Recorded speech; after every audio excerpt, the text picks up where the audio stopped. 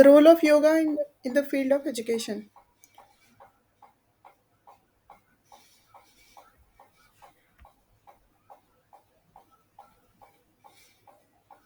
तो क्या बताया जा रहा है यहाँ पे कि एजुकेशन के फील्ड में या स्टूडेंट्स के लिए विद्यार्थियों के लिए योगा का क्या रोल है। तो सबसे पहले तो हम एजुकेशन क्या है वो समझेंगे। एजुकेशन एक प्रोसेस है नॉलेज एक्वायर करने का, एक ज्ञान को करने का एक प्रोसेस। उसमें केवल ऐसा नहीं है कि केवल किताबी ज्ञान, केवल बुकिश नॉलेज, उसके अलावा स्किल्स, अपने वैल्यूज़ एंड एजुकेशन अपने आप में एक लाइफ लॉन्ग प्रोसेस होता है लर्निंग का, जिसमें हम पूरा जीवन भर कुछ ना कुछ सीखते रहते हैं। पूरे जीवन भर कुछ ना कुछ सीखते रहने की प्रक्रिया जो प्रोसेस होती है उसको एजुकेशन कहा जाता है। इसमें बहुत सारे फैक्टर्स होते हैं जो काम करते हैं, लाइक कुछ चीज़ें हम सोशल, जो हमारा एक दायरा है हमारा, सोसाइटी से सीखते हैं। कुछ हमारे जो स्किल्स डेवलप होते हैं वो ऐसे स्किल्स होते हैं जो कि हमको समाज में रहने के लिए चीज़ें सिखाते हैं। उसके अलावा हमारे इमोशंस और फिजिकल डेवलपमेंट भी एजुकेशन का ही पार्ट है। इस तरीके से कह सकते हैं इन अदर वर्ड्स कि एजुकेशन हमारे सोशल, इमोशनल और फिजिकल डेवलपमेंट में बहुत बड़ा रोल प्ले करती है। Education has many forms and can be informal और फॉर्मल। इसको इनफॉर्मल और फॉर्मल क्यों बोला गया है? बिकॉज़ हर एजुकेशन वर्ड जब माइंड में आता है, तो सबसे पहला जो पिक्चर है वो हमारे माइंड में ये आता है कि एजुकेशन मतलब स्कूल्स, कॉलेजेस, है ना? तो केवल एजुकेशन का मतलब वो नहीं है, एजुकेशन का मतलब है जीवन भर सीखने वाली एक प्रोसेस, जीवन भर चलने वाली एक प्रोसेस जिसमें हम कुछ ना कुछ सीखते रहते हैं। ज़रूरी नहीं है कि वो स्कूल से ही सीखा जाए, अपने जो भी एक ऑर्गेनाइजेशन होता है जहाँ पे हम जाके like school, colleges, teaching institute वगैरह, केवल वो जो एक फॉर्मल नॉलेज होता है, उसके अलावा इनफॉर्मल नॉलेज को एक्वायर करना भी एजुकेशन का ही पार्ट है।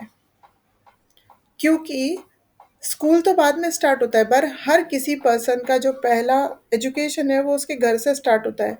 अपने पेरेंट्स से हम कुछ चीज़ें सीखते हैं, अपने फैमिली मेम्बर से हम बहुत सारी चीज़ें सीखते हैं। एक बहुत कम एज में जब हम होश संभालते हैं तब हम अपने फैमिली में बहुत सारी चीज़ें सीखते हैं। और इसके अलावा अपने वर्क प्लेस पे, स्कूल में फ्रेंड्स के साथ, सोसाइटी में लोगों के साथ हम अलग-अलग चीज़ें हम सीखते हैं।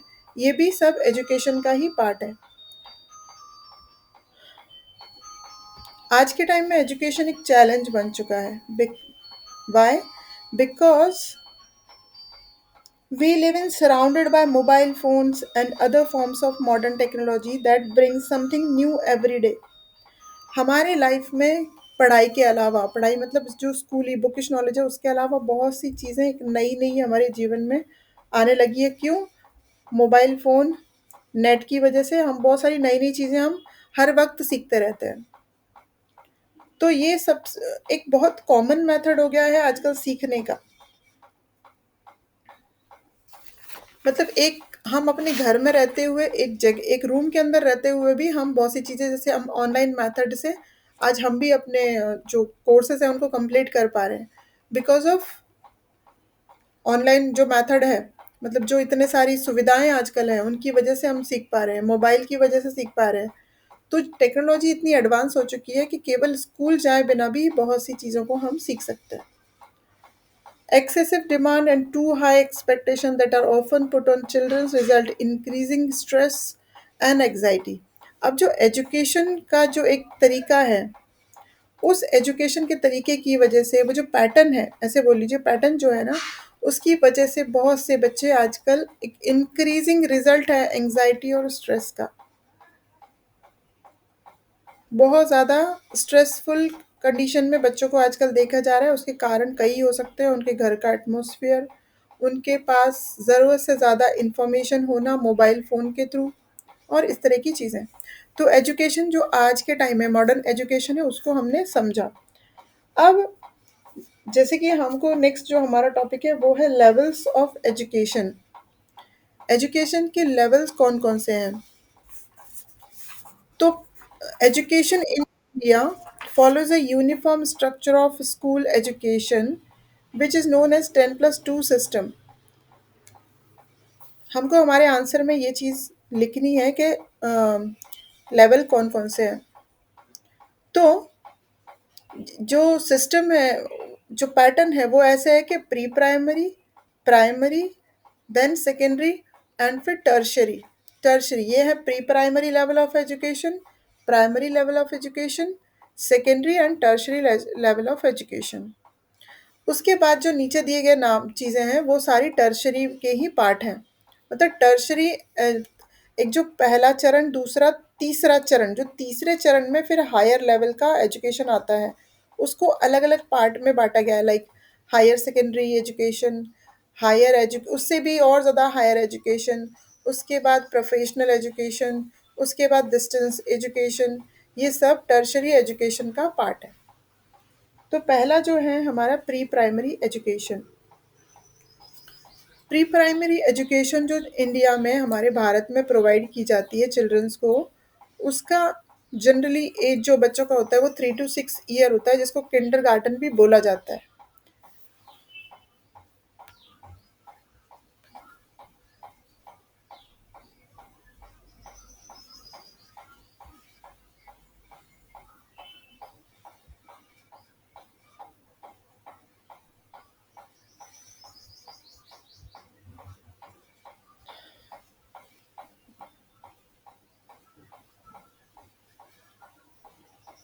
प्री प्राइमरी एजुकेशन जो है, जिसको किंडरगार्टन के नाम से भी जाना जाता है या फिर प्ले वे या प्ले स्कूल्स के नाम से भी हम जानते हैं, 3 to 6 ईयर का जनरली होता है।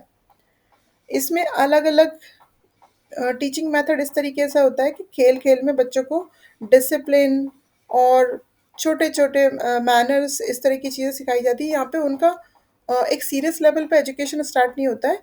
उनको जस्ट बहुत सी चीज़ें सिखाई जाती हैं स्कूल से रिलेटेड, पढ़ाई से रिलेटेड, और खेलते खेलते कुछ एक जस्ट एक इंट्रोडक्शन ऐसे बोल सकता है स्टडी का। Most of the pre primary education in India is provided by private sectors. ऐसे गवर्नमेंट स्कूल्स में ऐसा कोई प्रोविज़न नहीं होता है प्री प्राइमरी का। ये सारा का सारा जो प्री प्राइमरी स्टेज का जो एजुकेशन है, ये प्राइवेट स्कूल्स के द्वारा प्रोवाइड किया जाता है इंडिया में। उसके बाद आता है प्राइमरी एजुकेशन, जो कि 5 से 12 साल के बच्चों तक जनरली उसका जो एज माना जाता है वो 5 to 12 ईयर्स है। प्राइमरी एजुकेशन 4 से 5 साल का होता है। इसमें हम जनरली सारे के सारे सब्जेक्ट्स लेके पढ़ाई करते हैं, लाइक इंग्लिश, हिंदी, मैथमेटिक्स, ये सारे सब्जेक्ट्स लेके हमको पढ़ना होता है। इन्वायरमेंटल साइंस, जनरल नॉलेज, उसके अलावा एलिमेंट्री एजुकेशन। ये जो प्राइमरी एजुकेशन है गवर्नमेंट स्कूल्स में फ्री होता है, बट प्राइवेट स्कूल्स में ये पेड होता है। गवर्नमेंट ने इस प्राइमरी एजुकेशन को कंपलसरी किया हुआ है, जिससे कि कोई भी बच्चा इस एज ग्रुप का एटलीस्ट प्राइमरी लेवल का एजुकेशन तो ले। अगर उसके पास फाइनेंशियली अगर कुछ परेशानी है उनके घर में, तो कम से कम एटलीस्ट प्राइमरी एजुकेशन उनको मिले। इसके लिए गवर्नमेंट ने इसको फ्री किया हुआ है अपने स्कूल्स में। इसके बाद आता है सेकेंडरी लेवल का एजुकेशन। ये जनरली 2 से 3 साल का होता है, और इसमें 8वीं से लेके 10th स्टैंडर्ड तक का जो टाइम होता है उसको सेकेंडरी एजुकेशन में माना जाता है। इसमें बच्चों की एज 14 से 16 साल तक होती है। जो स्कूल्स 10th स्टैंडर्ड तक होता है जनरली जो स्कूल, उनको सेकेंडरी स्कूल्स या हाई स्कूल्स या सीनियर स्कूल्स बोला जाता है, उनके नाम से जाना जाता है।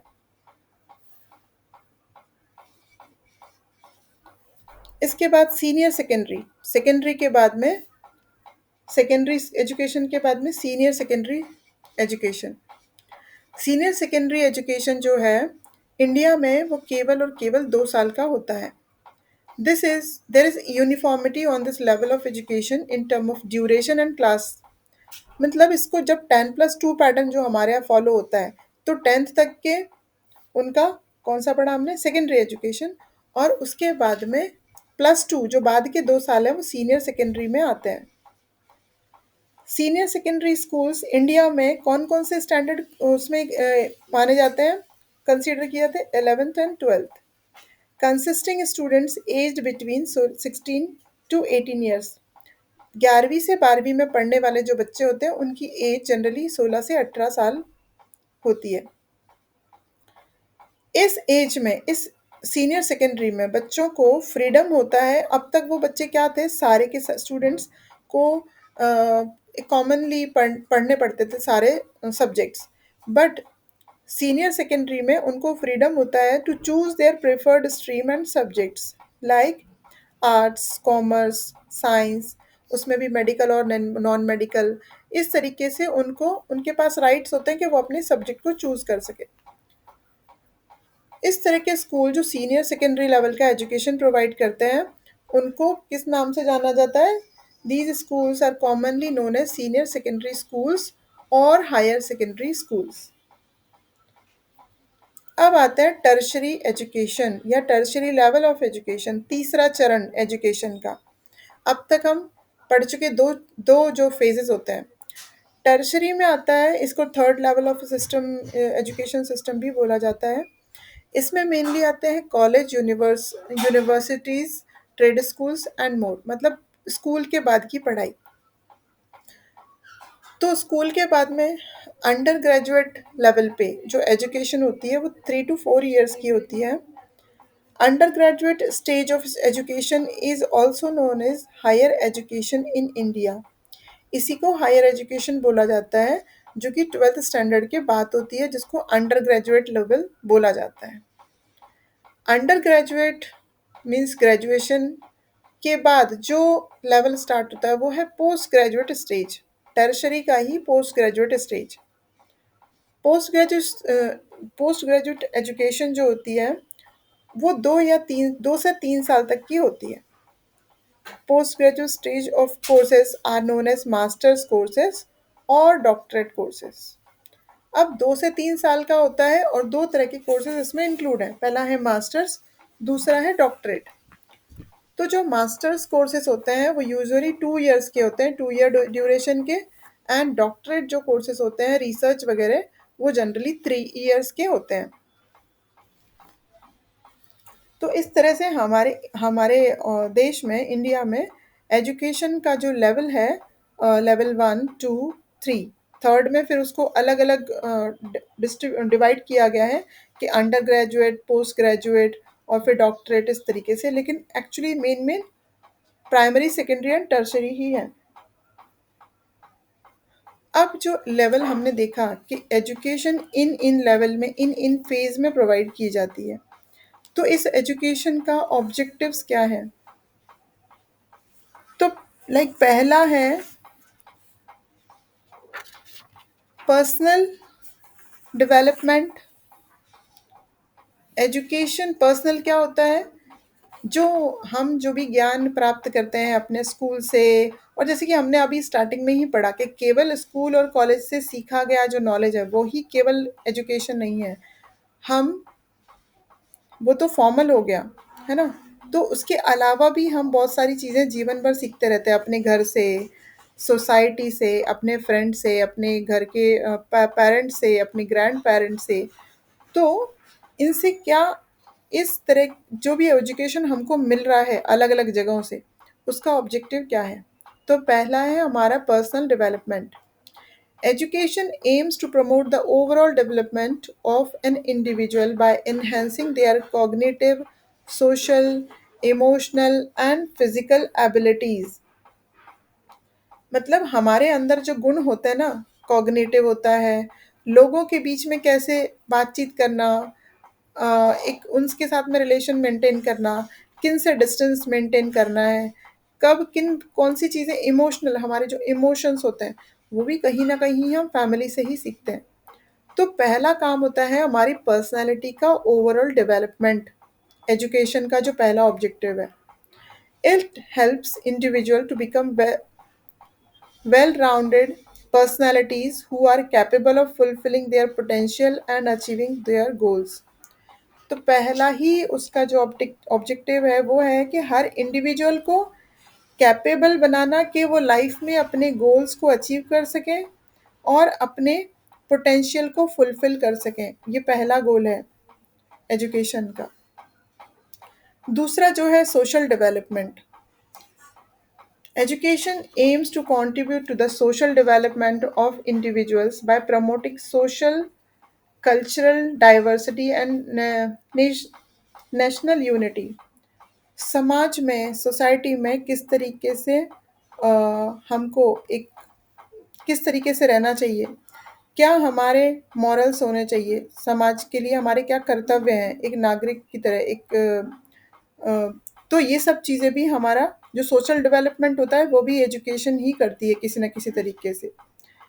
एक्टिवली पैसिवली दोनों ही तरीके से, कुछ फैमिली हमको हेल्प करती है, कुछ सोसाइटी हेल्प करती है और कुछ स्कूल्स यूनिवर्सिटीज़ जो हम अपनी पढ़ाई करते हैं उससे भी हमको ये नॉलेज आता है। It seeks to create individuals who are capable of participating actively in the social economics and political life of the country. किस तरीके से हमको जो सोशल इवेंट्स होते हैं उनमें पार्टिसिपेट करना और कैसे अपने एक अपना कर्तव्य निभाना देश के प्रति, ये सब चीज़ें हमारा सोशल डेवलपमेंट भी एजुकेशन के थ्रू ही होता है। तीसरा है economic development. Education aims to contribute to economic development by providing individuals with the necessary skills and knowledge to generate wealth and create employment opportunities. एक इकोनॉमिकली डेवलप्ड पर्सन जो होता है, जो कि हमको एजुकेशन से ही पता चलता है कि हम कैसे अपनी स्किल्स को डेवलप करें, कैसे हम अपने स्किल्स को या नॉलेज को ज़्यादा बढ़ाएं, जनरेट करें और उसके थ्रू हम वेल्थ को जनरेट करें। मतलब हमारी पढ़ाई हमारे किस काम आती है, हम एक ना एक दिन उसको किस तरीके से यूज़ करते हैं कि हमारा पढ़ा हुआ जो भी नॉलेज है हमको इस लायक इस कैपेबल बनाए कि हम उससे अर्न कर सकें। तो इकोनॉमिकली डेवलप करने का काम भी एजुकेशन करते हैं। It aims to promote creativity, innovation and entrepreneurship among individuals.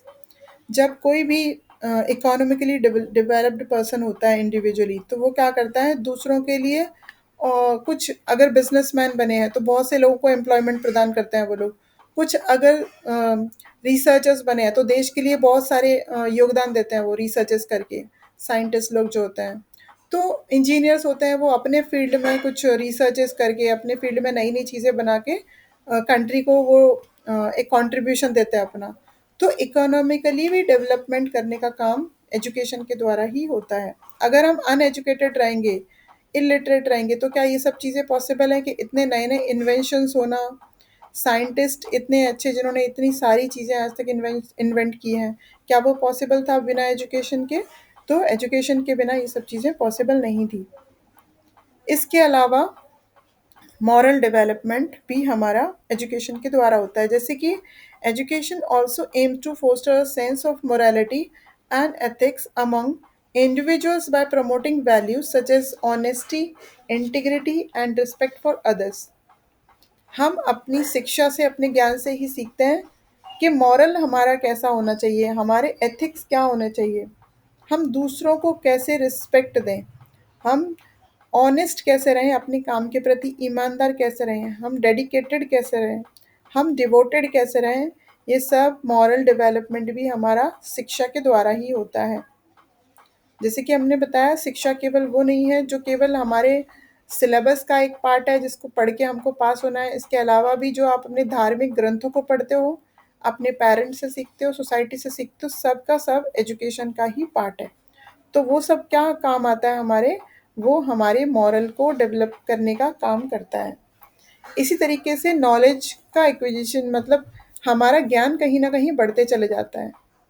किसी भी फील्ड में हो नॉलेज का जो शिक्षा जो होती है या एजुकेशन जो होती है उसका एक पर्पस ये होता है कि हमारे को इतना सारा ज्ञान हो जाता है कि हम उसका उपयोग या अपने लाइफ में किसी भी तरीके से कर सकते हैं।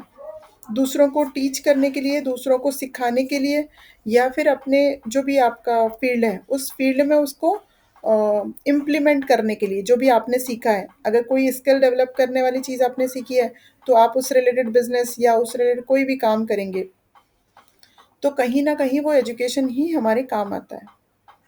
ओवरऑल क्या है? The aim of education in India to create citizens who are intellectually, morally and socially developed. तो एजुकेशन का अल्टीमेट गोल क्या है? हर सिटीजन को, हर नागरिक को एक बुद्धिमानी बुद्धि प्रदान करना, लाइक वो अपने विजडम का, अपने ज्ञान का और अपनी बुद्धि का सही से इस्तेमाल कर सकें।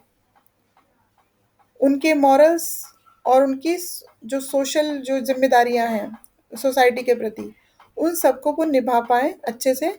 ये अल्टीमेट गोल है एजुकेशन का, और सोसाइटी के लिए कुछ ना कुछ कंट्रीब्यूशन वो कर सके। ये तो हुई एजुकेशन की बात। अब योग का क्या रोल है एजुकेशन में, वो पढ़ते हैं।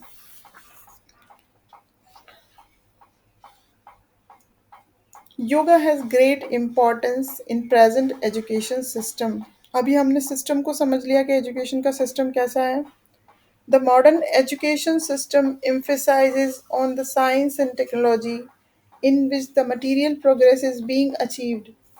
अब हमारे यहाँ एजुकेशन का जो सिस्टम है, उसमें एक चीज़ देखिए, हम जनरली देख पाते हैं कि बहुत ज़्यादा साइंस और टेक्नोलॉजी बहुत एडवांस हो चुकी है।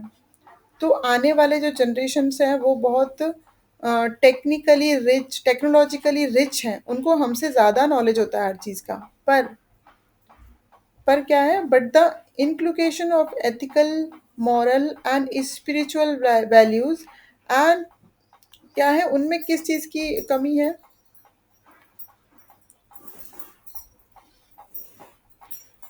किन चीज़ों की उनमें कमी है? Ethical, moral, spiritual values and promotion of healthy lifestyle are totally neglected उस एजुकेशन के सिस्टम में, जिसमें कि केवल बुकिश नॉलेज पे ज़्यादा फोकस किया जाता है कि सिलेबस कंप्लीट कीजिए, एग्ज़ाम दीजिए।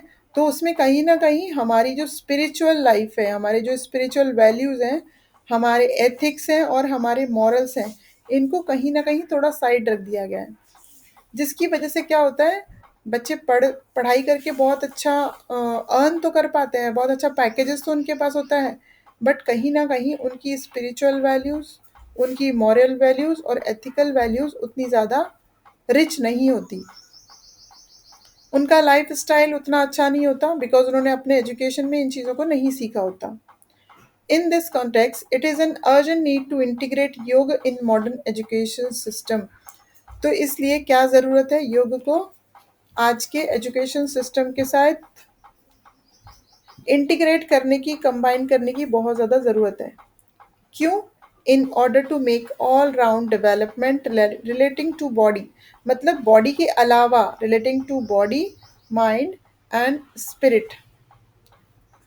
मतलब कि केवल योग इंक्लूडेट करने से क्या होगा, योग को एजुकेशन के साथ में पढ़ाने से क्या होगा? जैसे बच्चे हैं, मॉर्निंग स्कूल चले जाते हैं, आने के बाद ट्यूशन चले जाते हैं, फिर आके पढ़ने बैठते हैं, उनका एग्ज़ाम होता है, वो पास हो जाते हैं। लेकिन उनकी जो मेंटल एबिलिटीज़ हैं या उनकी जो मेंटल स्टेबिलिटी है, वो आज के टाइम में एज़ कंपेयर टू पहले के टाइम से अभी उतनी अच्छी नहीं है। वो मेंटली उतने स्टेबल नहीं हैं, वो उतने ज़्यादा फ़ोकस नहीं है, वो ईज़िली डिस्ट्रैक्ट होते हैं बच्चे। तो इन सब का रीज़न क्या है कि केवल पढ़ाई पे फ़ोकस किया जा रहा है, उनको जो मॉरल वैल्यूज़ हैं या जो एक एडिशनल जो चीज़ें हैं सीखने की, उनकी थोड़ी कमी है एजुकेशन सिस्टम में। इसलिए अगर योग को उसके साथ में रखा जाए एजुकेशन के साथ में, तो क्या होगा, उन बच्चों का, उन स्टूडेंट्स का एक ओवरऑल ऑल राउंड डेवलपमेंट होगा।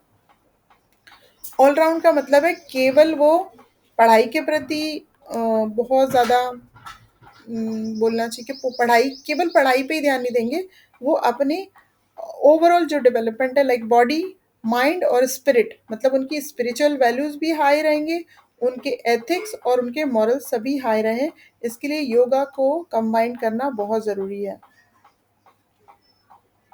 The integration of yoga education in the present system of education can endorse human values to reform attitude and behaviour. उनके एटीट्यूड और बिहेवियर में पॉजिटिव चेंजेस लाने के लिए योग का इंक्लूकेशन बहुत ज़्यादा ज़रूरी है। उसकी वजह से क्या होगा, उनके बिहेवियर में, उनके एटीट्यूड में पॉजिटिव चेंजेस आएंगे। बच्चों को अननेसेसरी स्ट्रेस नहीं फील करना पड़ेगा और वो अपना एक हेल्दी लाइफ स्टाइल जी पाएंगे और अपनी लाइफ को एक अच्छा शेप दे पाएंगे। उसके अलावा उनके जो मॉरल कैरेक्टर्स हैं वो काफ़ी हाई होंगे, उनकी पर्सनैलिटी अच्छे से डेवलप होगी और वो एक कंप्लीट वेल-बीइंग, एक अच्छे ह्यूमन बीइंग, अच्छे इंसान भी बन सकेंगे। पढ़े लिखे होने के साथ में आज के टाइम में हम देख रहे हैं कि पढ़े लिखे हैं बच्चे, अच्छा जॉब है, अच्छा उनको पैकेजेस हैं, अच्छी कंपनीज में जॉब है, लेकिन उनके अंदर इमोशंस नहीं है। फैमिली के लिए, सोसाइटी के लिए कोई इमोशंस थोड़ा कम होते जा रहे हैं। इसके लिए योग को, प्रैक्टिसेस को एजुकेशन के साथ में कंबाइन करना ही चाहिए। Yoga practices can lead student to the attainment of highest goal of life, the self-realization of the potentialities inherent in them। जो उनके अंदर ऑलरेडी जो चीज़ें हैं, जिन पे फोकस नहीं किया जा रहा है पढ़ाई में, उन सब पे फोकस करता है योग और उन बच्चों को एक अच्छा इंसान, अच्छा नागरिक, अच्छा सिविलियन बनने में मदद करता है। साथ ही साथ वो जैसे भी हैं उनमें सेल्फ एक्सेप्टेंस की भावना जो लेके आता है वो भी योग के द्वारा ही पॉसिबल है। जैसे कि हमको पता है कि जो योग का जो हिस्ट्री है वो बहुत पुराना है। मतलब हमारे वेदों में भी योग है। Yoga can be traced back to the Rigveda itself. मतलब ऋग्वेद में भी योग के बारे में इंफॉर्मेशन मिलती है। उसके अलावा भगवत गीता, उसके अलावा भगवत गीता विच और उसके अलावा भगवत गीता और बहुत सारे टेक्स्ट हैं जिनमें योग के बारे में हमको जानकारी मिलती है। इसका मतलब क्या है कि योग का जो हिस्ट्री है वो बहुत पुराना है। योग include the name of many famous वैदिक सेजेस लाइक वशिष्ठ, याज्ञवल्क, इन सब के नाम हमने योग के साथ जुड़े हुए मिलते हैं।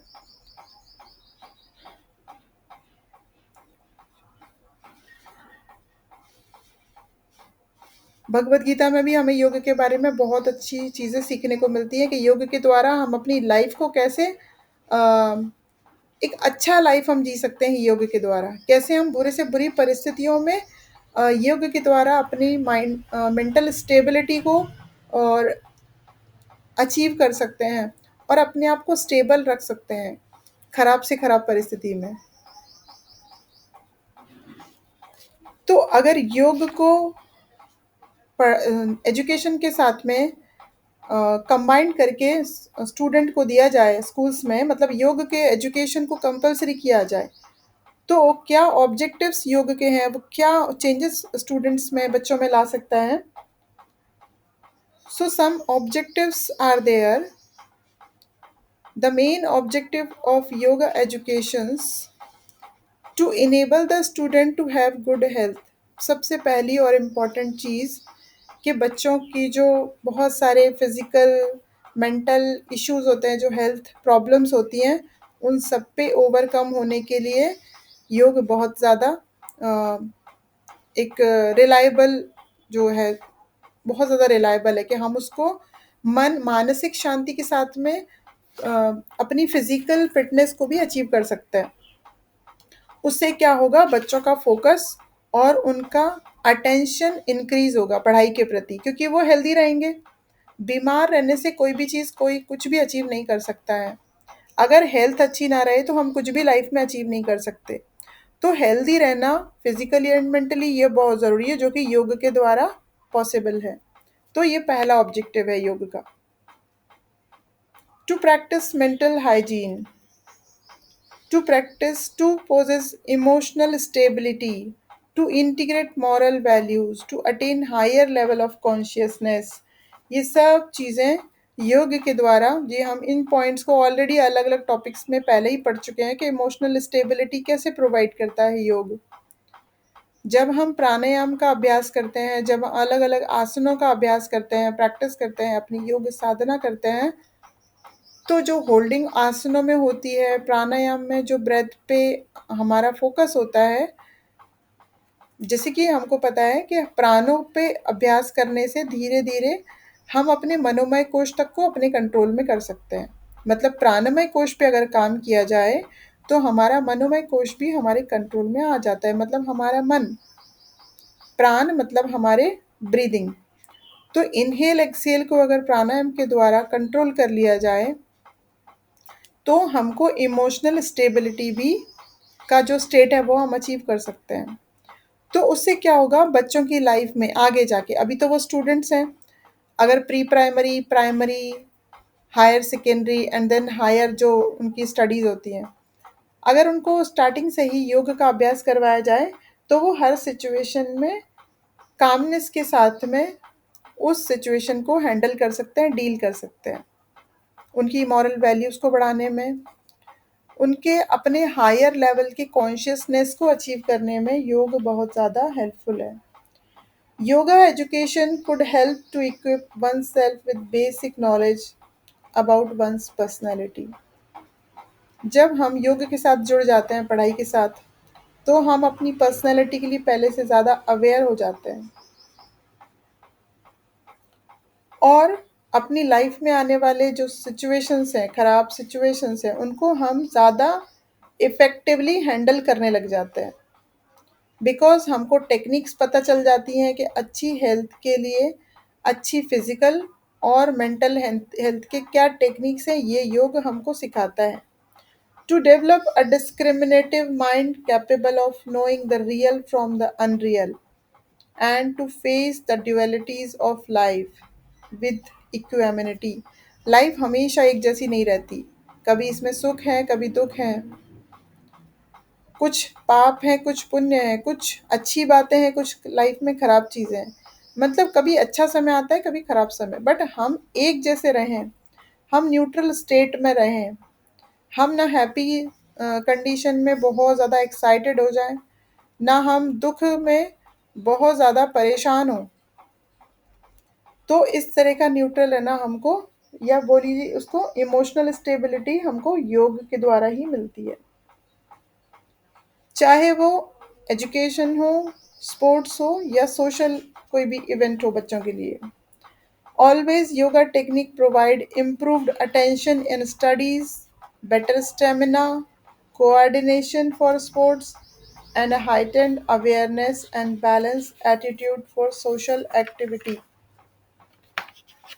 तो योग के जो टेक्निक्स हैं अलग अलग, उनको हम एजुकेशन के साथ कंबाइन करके उनको कंपलसरी किया जाए योगा के साथ में, जो कि अभी हो रहा है। जो चीज़ें स्कूल्स में योगा टीचर्स कंपलसरी अभी होने लग गए हैं बच्चों के लिए, जिससे कि उनकी मेंटल हेल्थ भी अच्छी रहे और वो ज़्यादा अच्छा परफॉर्म कर पाएँ अपने एकेडमिक्स और साथ ही साथ बाकी अदर चीज़ों में। तो जैसे कि यम है, जो योगा के जो पार्ट्स हैं वो थोड़े डिस्कस करते हैं, जो कि स्टूडेंट के लिए बहुत ज़रूरी है। जैसे कि पतंजलि मुनि ने हमको यम, नियम, आसन, प्राणायाम, प्रत्याहार, धारणा, ध्यान और समाधि, ये 8 अंग बताए। तो कैसे बच्चे और स्टूडेंट्स इनको अप्लाई करके लाइफ में अच्छे एक सिविलियन बन सकते हैं। Yoga is the attainment of the physical, mental and spiritual health. उनके 8 स्टेजेस जो हैं, या इनको बोलिए कि योगा का जो डिसिप्लिन है वो है यम पहला। ये है internal purification through moral training preparatory to yoga. मतलब जब भी हमको योग की बात जो हम इतनी करते हैं, लेकिन अगर योग में ये सारे 8 में से कुछ स्टार्टिंग के भी अगर 4 और 5 भी नहीं है तो हम योग में आगे नहीं बढ़ सकते। लाइक यम, जो हमारा इंटरनल प्योरिफिकेशन, हमारी एक पर्सनल क्लीनलीनेस जो हमको सिखाता है, वो है यम। उसके बाद नियम। नियम में आता है कुछ क्लीनलीनेस, कंटेनमेंट, मोटिफिकेशन, स्टडी। तो यम और नियम कुछ डिसिप्लिन्स होते हैं जिनको हम फॉलो करते हैं। जैसे हमको कुछ अचीव करना है तो हमको एक डिसिप्लिन लाइफ जीनी होती है। डिसिप्लिन लाइफ में रहने के बाद ही हम कुछ चीज़ों को पा सकते हैं। अगर हमारी लाइफ में किसी तरीके का कोई डिसिप्लिन नहीं है तो हम कुछ भी अचीव नहीं कर सकते। इसके बाद आसन। यम और नियम के बाद आता है आसन, मतलब फिजिकल पोस्चर्स और एक्सरसाइज जिसको बोला जाता है। प्राणायाम मतलब कंट्रोल ऑफ वाइटल एनर्जी। हमारी बॉडी में एक वाइटल एनर्जी है। इसके फिजिकली फॉर्म को हम सांस या ब्रीदिंग बोल सकते हैं, पर एक वाइटल एनर्जी है, उसको कंट्रोल करना, अपने ब्रेथ को कंट्रोल करना प्राणायाम कहा गया है। उसको प्रैक्टिस करने से एक मेंटल स्टेबिलिटी बच्चों को या स्टूडेंट्स को मिलती है। इसलिए इसका प्रैक्टिस भी बहुत ज़रूरी है, इस चौथे अंग का या स्टेप का या डिसिप्लिन का। उसके बाद प्रत्याहार। प्रत्याहार जो है अपने सेंसेस पे कंट्रोल, अपने जो सेंस ऑर्गन्स हैं उन पे कंट्रोल, मतलब प्रत्याहार, ये भी बहुत ज़रूरी है। उसके बाद धारणा मीन्स उस किसी एक ऑब्जेक्ट पे फोकस्ड होना। इन सब चीज़ों की प्रैक्टिस से स्टूडेंट्स जो हैं अपनी लाइफ में एकेडमिक्स के साथ साथ स्पोर्ट्स में और अपने पर्सनल लाइफ में वो इंडिविजुअल ज़्यादा अच्छा परफॉर्म कर पाते हैं, क्योंकि वो ज़्यादा फोकस्ड, उनका अटेंशन बेटर होता है बाकी बच्चों से। जो योग अ, जो जो बच्चों योग के साथ अपने प्रैक्टिसेस को स्टार्ट करते हैं, मतलब पढ़ाई को योग के साथ जब कंबाइन किया जाता है तो वो दूसरों से बेटर कैसे बनते हैं, बिकॉज उनका कंसंट्रेशन लेवल भी इंक्रीज होता है। और पढ़ाई में सबसे ज़्यादा इंपॉर्टेंट चीज़ वो है कि कंसंट्रेशन अच्छा होना ज़रूरी है, डिस्ट्रैक्शन नहीं होना चाहिए। उसके बाद ध्यान, मेडिटेशन और समाधि, मतलब एक सुपर कॉन्शियसनेस के स्टेट को अचीव करना। इसके अलावा योगा एजुकेशन के और कुछ बेनिफिट्स हैं, जैसे कि फिजिकल हेल्थ तो अच्छी होती है, हमारे ब्रेन में एक बैलेंस डेवलप होता है। हमारे जो दो ब्रेन के दो साइड्स हैं, एक लेफ्ट और एक राइट, जो इनको हेमिस्फीयर बोला जाता है, उनमें एक बैलेंस डेवलप होता है योग से, प्राणायाम से। उसके अलावा एक इमोशनली डेवलप्ड, एक हेल्दी वे में हम इमोशनली डेवलप होते हैं। लाइक ऐसा नहीं कि हम बहुत ज़्यादा ओवर इमोशनल हो जाएं। हम चीज़ सेंसिटिव जिसको बोलते हैं, दूसरों की संवेदनाओं को समझने वाला पर्सन। तो इस तरीके से योग हमको अ, एक सेंसिटिव या बोल लीजिए कि एक इमोशनल ह्यूमन बीइंग बनाता है। उसके बाद अच्छा एकेडमिक्स में परफॉर्म कर पाते हैं, उनकी मेमोरी शार्प होती है, उनकी जो हैबिट्स होती हैं वो हेल्दी होती हैं, उनके कॉग्निटिव और जो स्किल्स होते हैं वो डेवलप होते हैं, सेंसेस डेवलप होते हैं, और इस तरह से ओवरऑल पर्सनालिटी डेवलप होती है। अगर मेडिटेशन और ध्यान की आदत बच्चों को स्कूल्स में यो प्रोवाइड की जाए या उनको कंपलसरी किया जाए तो किस तरीके से उनको हेल्प हो सकता है आगे जाके अपनी लाइफ में इन फ्यूचर। वो एक वायलेंस फ्री सोसाइटी तैयार कर सकते हैं ऐसे बच्चे, क्योंकि वही कल जाके बड़े होंगे और वो सोसाइटी का हिस्सा बनेंगे, समाज का एक हिस्सा बनेंगे। तो violence free society, disease free body, confusion free mind, trauma free memory, मतलब जिसमें कोई आघात, कोई चीज़ का कोई बहुत ज़्यादा स्ट्रेस नहीं लिया जाता, ऐसी मेमोरी। सॉरो फ्री सोल, और एक प्योर सोल वो अचीव कर सकते हैं जिसमें कोई दुख, कोई गिल्ट, कोई अपराध भाव नहीं हो।